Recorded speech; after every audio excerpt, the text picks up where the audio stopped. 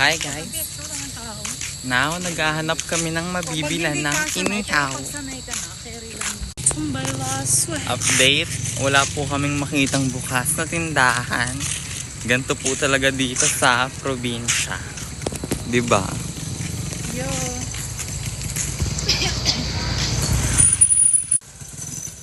Bahay ng kambing.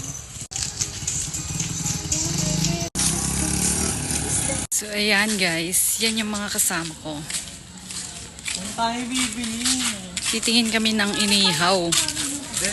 Kaso, Wala ba dito? wala. Parang feeling ko sa bayan. Ang layo.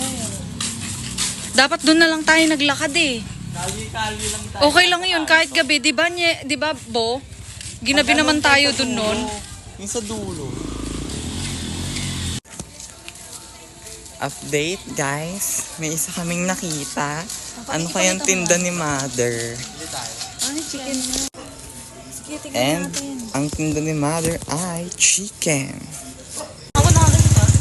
Libre mo na. Chicken. Very good kayo. So guys, ang dilim na. Oh my God, I'm so scared.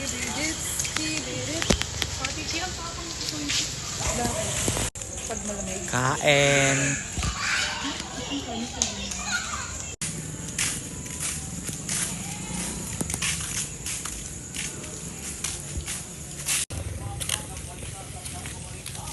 Guys, ito yung dating court.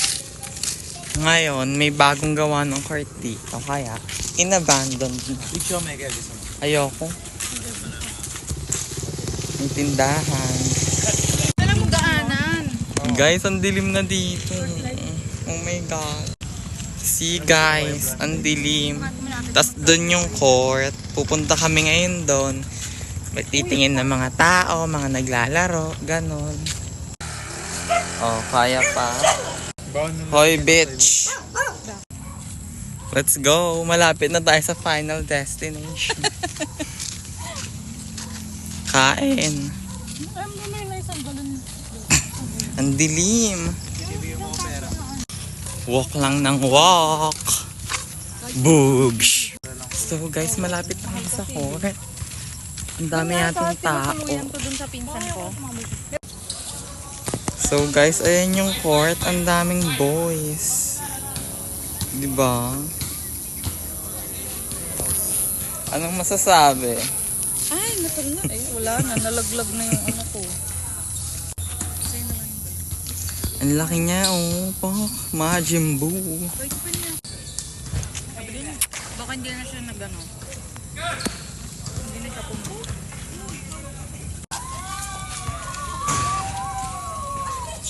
Kalaka. Bagong tubig. Covered court.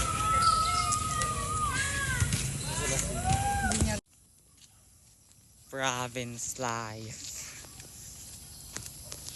Walk in the darkest time. Charing! Hindi ko kaya maglakad ng ganito. Jeff, pag ako lang mag-isa.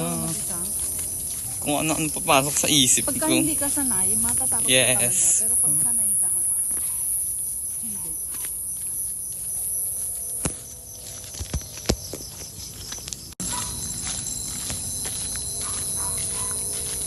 Dun yung bahay namin. Ayan yung pinakamaganda. Yung may ilaw. And then guys, as you can see, ayan yung loteng nabili ko. Pero hindi pa bayad. Ilsama mo yun. Nakasama.